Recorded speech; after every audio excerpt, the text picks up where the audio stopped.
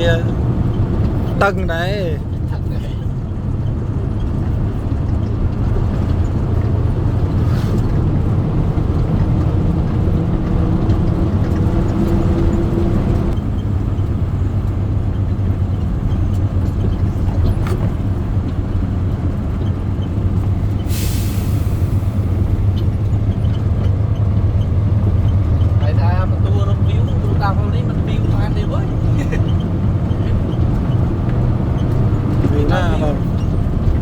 cong kìa đực buộc view nó chả chỉ tóc anh ấy trâu thì kìa đây nè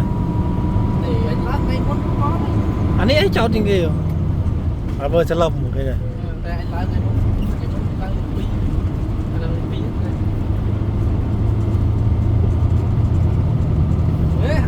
nó lại clang chưa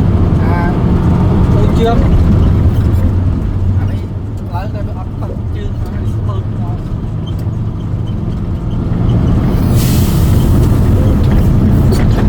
mình tấu mà nó câu kia nó ban đôi chứ hả lên mới tiếp với tao ấy màu thế à